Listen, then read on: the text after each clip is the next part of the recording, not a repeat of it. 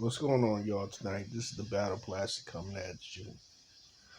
Um, Tonight I'm feeling a little talkative. You know what I'm saying?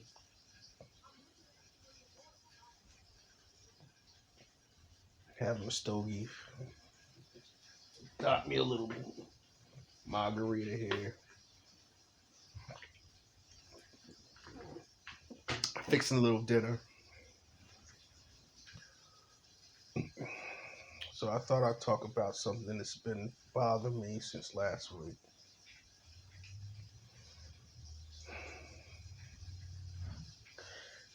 January 11th, I lost a friend.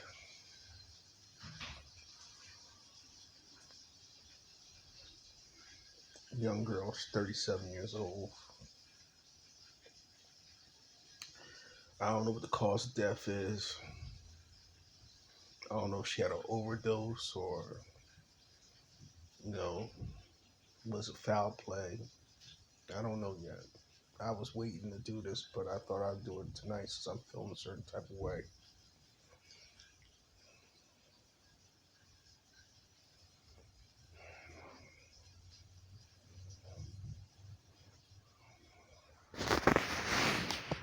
And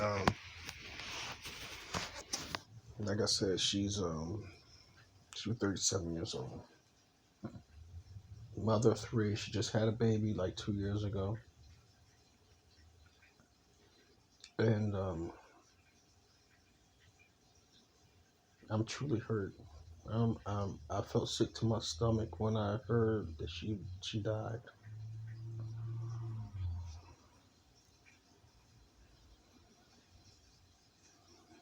She was a sweet young lady,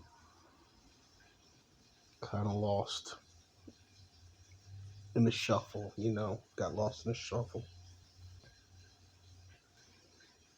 The funny thing about it is she went to school with my nieces, very young, like I said, very, very, she's 37.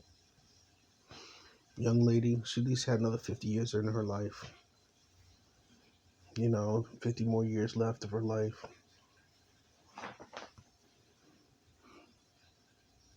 I feel sorry for her children. I feel sorry for her sons, all three of them. The littlest one won't never really know who his mother was, and the other two, um, they're about 16, 15, 16, so they really won't, they know who their mom was, but they're gonna grow up missing her, her not seeing them graduate school and being proud of her, being proud of her, being proud of them, seeing them go to the prom, having their first set of kids, getting married or something, you know what I mean, going to college, whatever, just breaking the generational curses. She's not going to be there to see them excel in their lives. That's another thing that hurts also. It hurts me to know that she's not going to be here for them.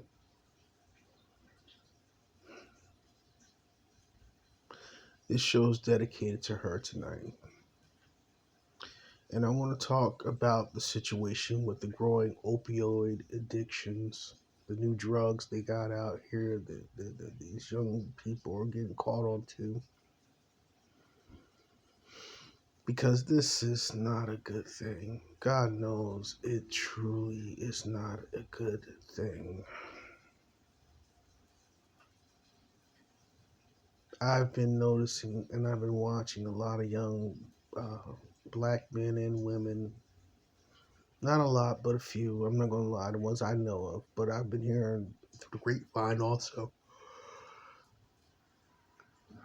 There's a lot of black men and black women who's dying over overdose drug overdose.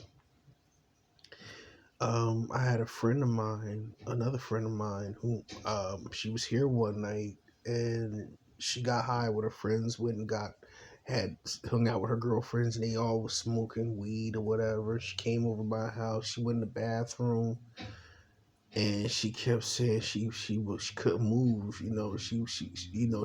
She didn't look right when she got here, and she went to the bathroom and she was on the floor, and I had to help her get herself together, get herself.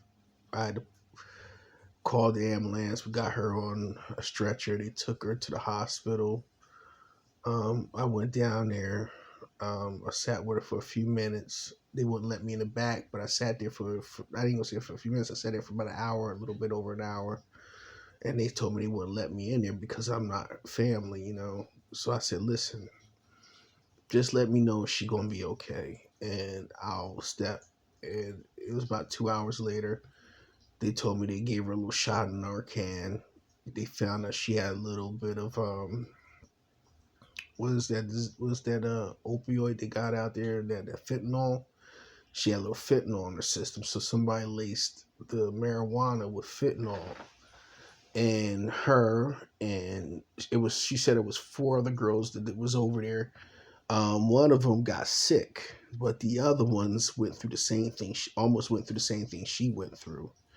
You know, they weren't feeling well, and one of them went into the hospital with her. They were in the hospital together, and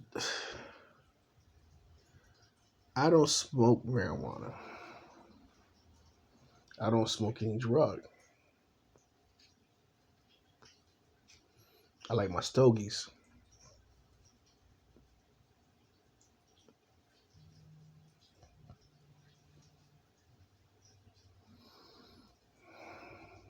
Got some good stogie there.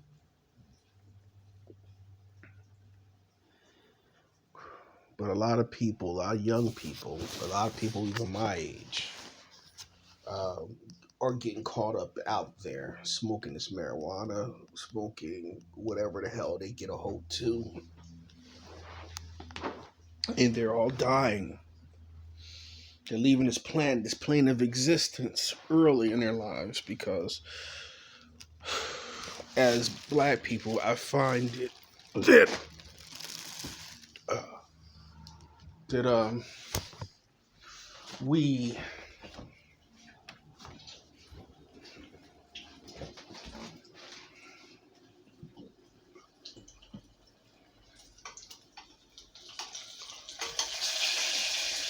sorry about I'm here for making some dinner by candlelight.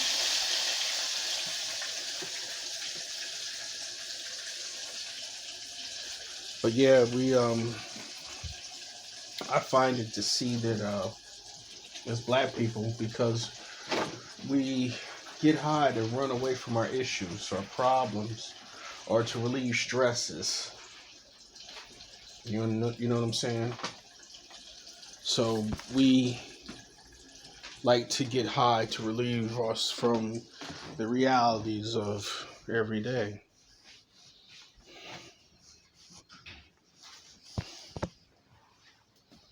The hardships of the daily things that black folks go through. And also,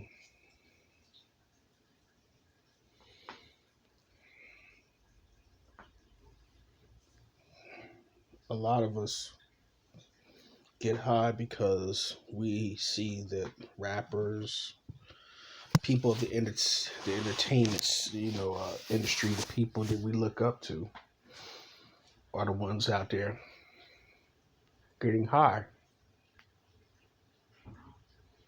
and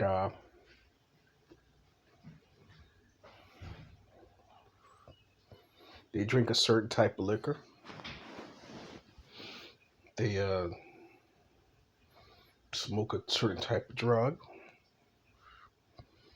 and a lot of us get hooked on it. Or a lot of us hang around individuals who we think are the people we need to hang around with, and they introduce us into those type of drugs, those are type of uh, beverages, or as my cousins would say, those type of spirits.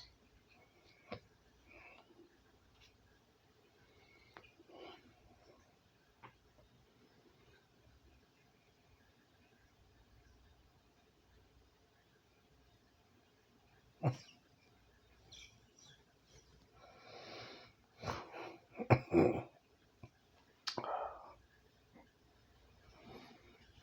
me take a little sip of my margarita, please. Let me clear my throat.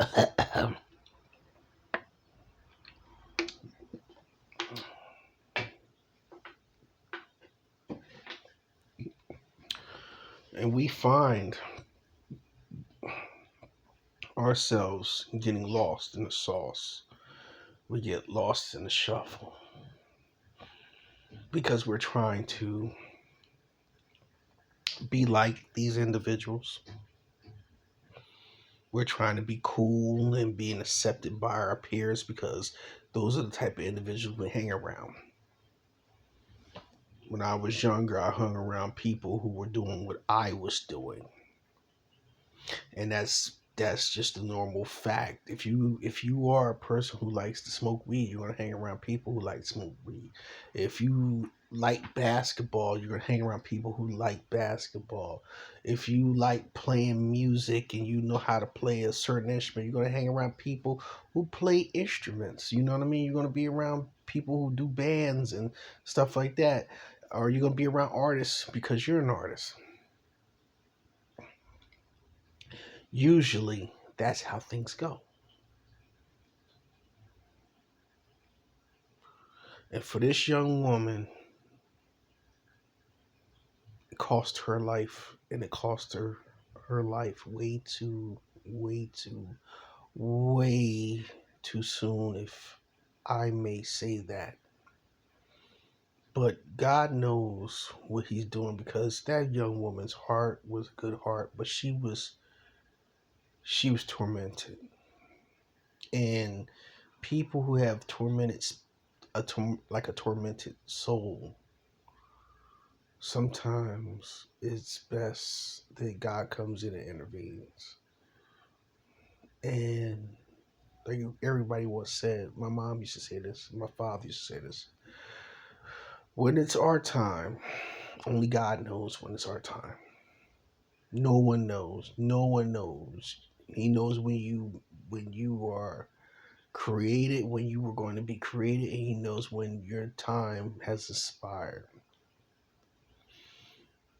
The thing is, another thing is called free will.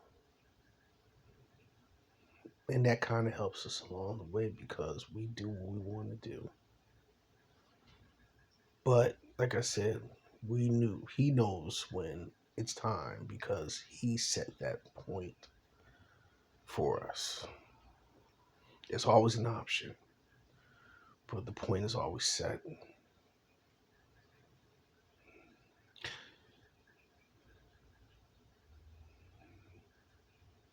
Let me just say this, and I'm going to talk about how I met her.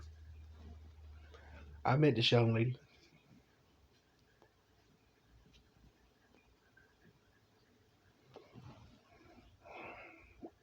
I met her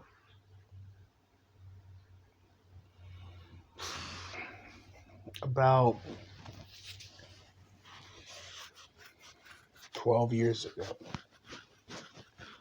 I say about 12 years ago. I was doing, I wanted to do this art work thing I wanted to do. And I wanted to do photo of this artwork I wanted to do. And she actually happened, I believe, if I'm correct, she was my second model. Yeah, she was. She's my second model. Um, I had a model before her from New York. She came out and she did it. She did a very, very, very good job at it. And about a couple months later, I wanted to do another one because I wanted different girls. Because I knew different girls would bring different flavor to it. I didn't know I was going to go as far as I did. But she was the second girl to come along on board, and that is how I met her. Very, very pretty young lady. Very, very beautiful long legs. I like a woman who got great legs and nice arms. And she had great legs, and we worked together, and ever since then we constantly did stuff. I had something I wanted to do with her again recently, but it never materialized um, due to some issues. But but um, I did some other stuff with her, and it came out looking great. And I've always came to her because she was more like she was my test subject when it came to um, doing new stuff. When I was thinking about doing something different, I would always get her to be like my something like a muse.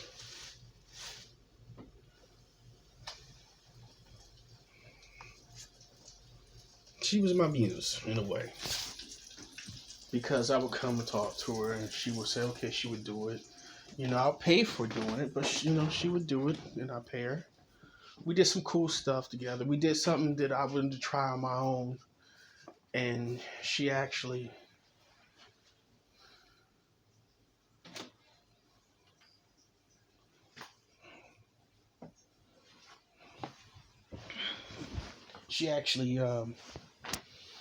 came through on a lot of the stuff, and our friendship grew.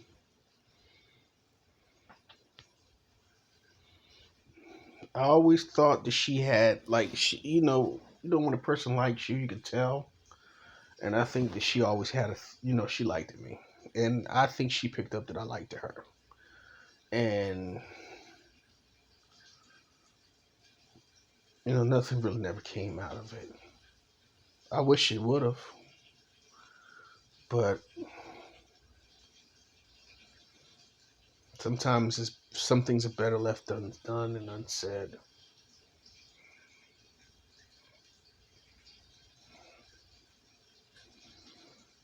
No, woulda, coulda, shoulda. It is what it is.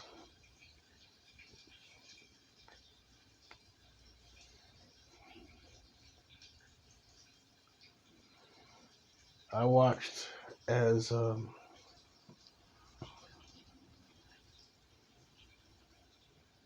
kind of guys she dealt with. They were all the street brothers, you know what I mean? The thuggish brothers, the cool niggas. Excuse my expression, the cool brothers, the street thug brothers, thuggish. And I asked her one day. I remember asking. I said, "Why don't you just go and get you just a regular guy? Find somebody that's, why don't you find somebody just who like you for you?" And she's like, basically like it's no fun. She would got bored. I think the way she was saying it was like she would have got bored with that type of guy.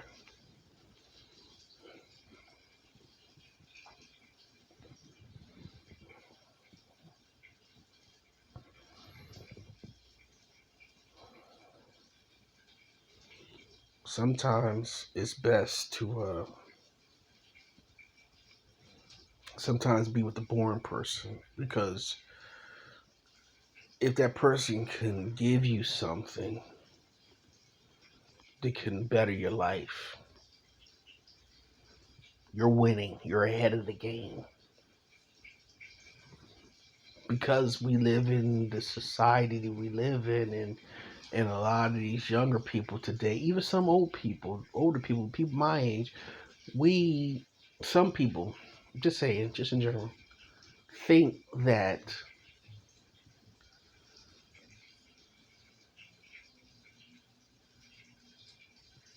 what's going on outside is better what's going on inside.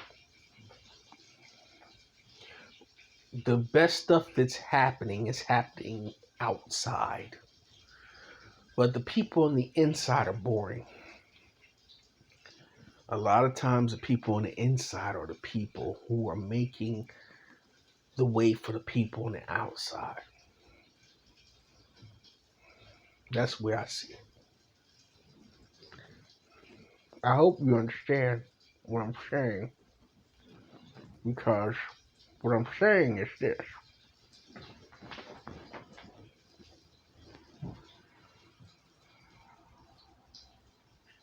The people who are out in the street and they're doing all the fun shit, the things that you think is fun, the things that you think is exciting,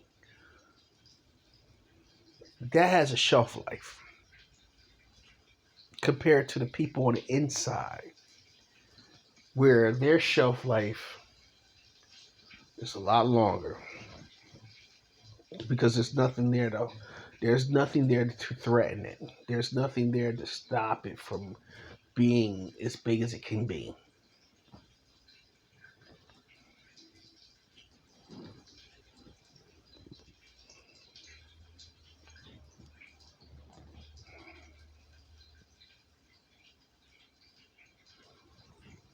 And when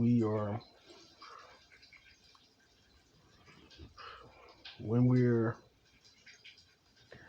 infatuated with that type of lifestyle of what's going on outside the bubble, outside,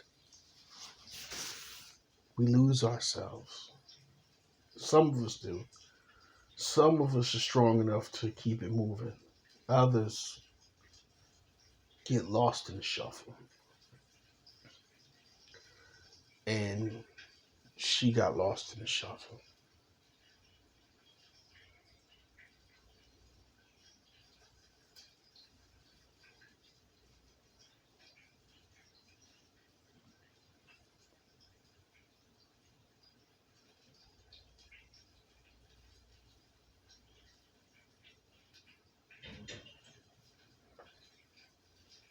I got one broken heart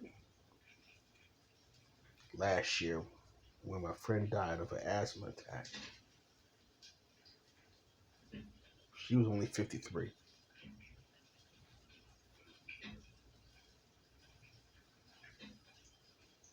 When she died, she broke my heart.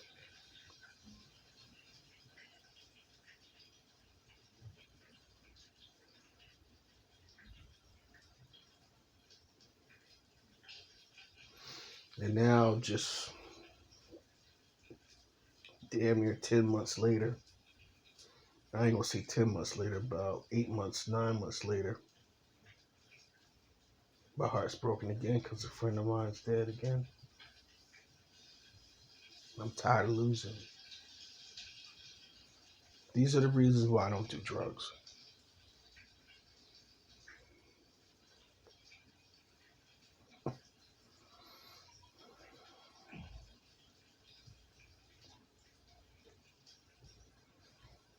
These are the reasons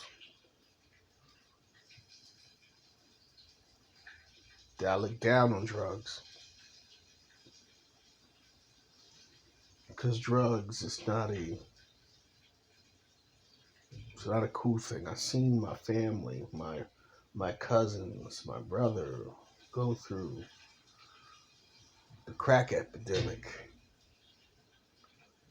and I've seen how it destroyed their lives.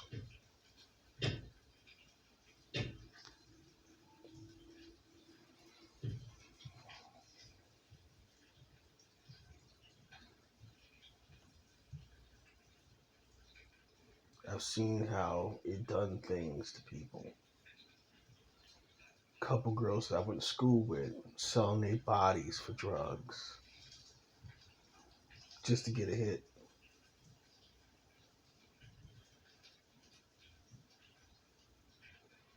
Brothers I went to school with become that because that one hit, because they was with a certain type of girl, and again they wanted to fit in.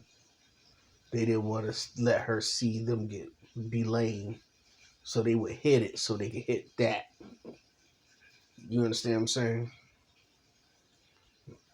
Oh, I hit it. Oh, I hit it. I hit it. As long as I can hit that pussy.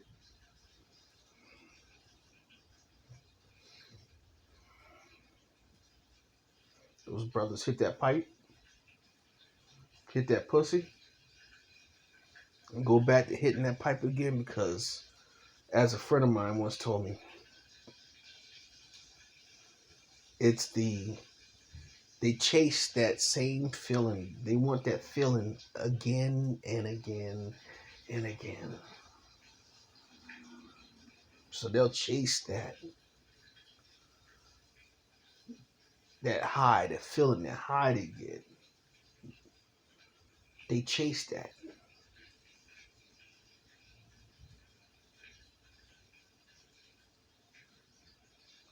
And they'll chase it to the end of their lives.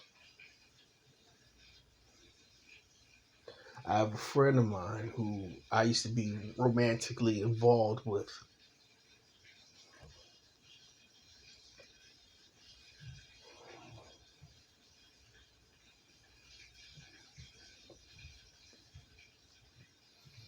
Back in 2010, I saw her walking down the street. She had this overgrown like coat on. And I remember that walk. I was like, damn, I said she walked like such and such. I ain't gonna say nothing today. I was like, she walked like such and such. I think that's her. And I pulled up on her one day. I said, hey. And she looked terrible, man. That was her too. And she looked terrible. You know, we was talking. I felt bad. I gave her a couple bucks. And she wanted to come home with me. And I wouldn't let her.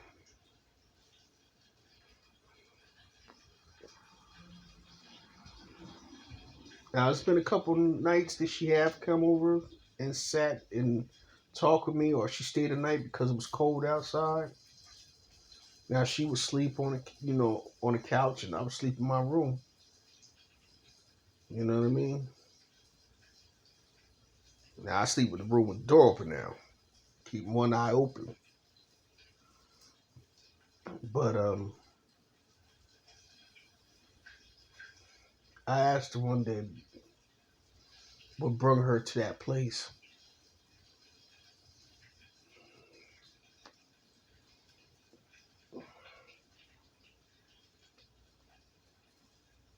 She told me,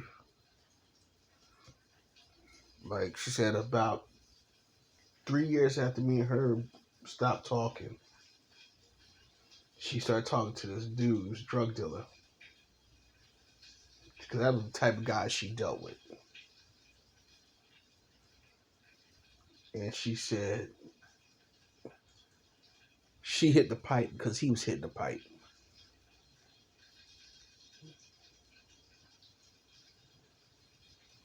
He told her, if you hit this, we'll be fucking all night long. We'll be fucking all night long.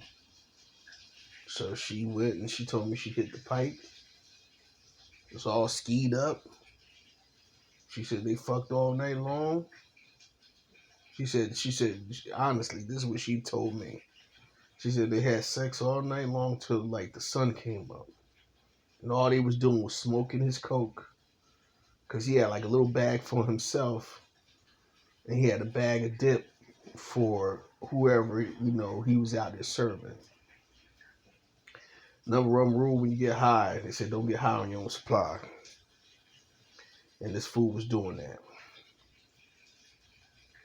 And she was getting high right along with him. And she said that's how she came down to get high.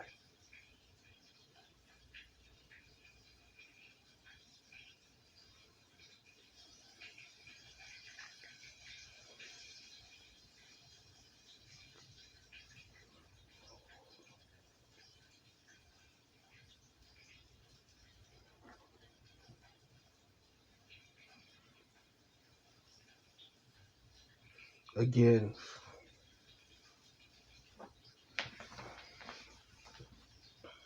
outside compared to the inside. She was outside doing outside activities, got caught up instead of being on the inside.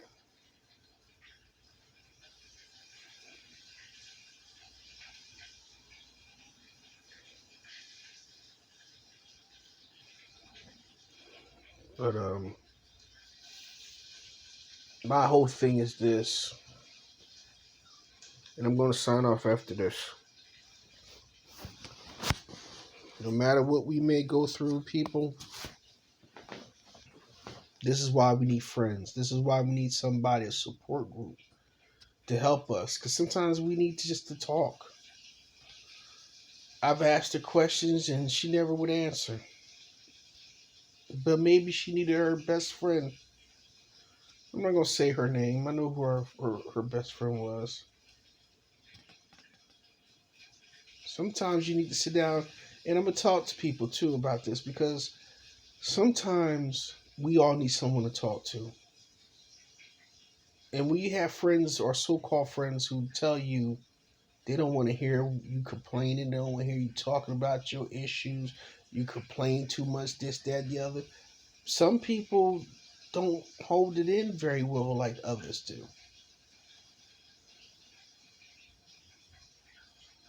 Sometimes we need a support group to talk to.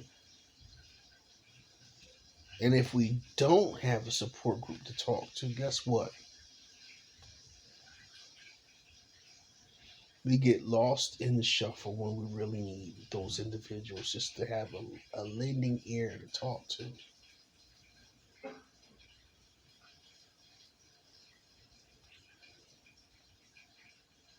Take the time out to listen. That's the least thing you can do, is listen to someone. Because there will come a time when you're going to need that person to listen to you, or you're going to need somebody to listen to you. We all need somebody.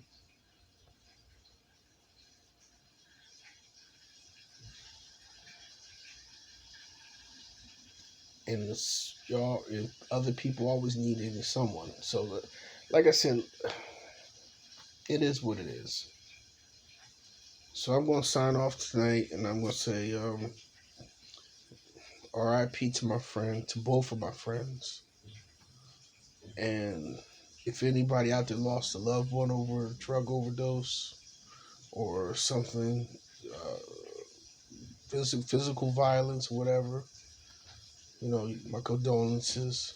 And sometimes the best thing to do is just, if you have a friend and they're trying to tell you something, sometimes it's best just to shut up and listen and talk. Let them talk, because they need that. It's best for you to let them talk than you remembering their lives when you could have did something to help them get through it.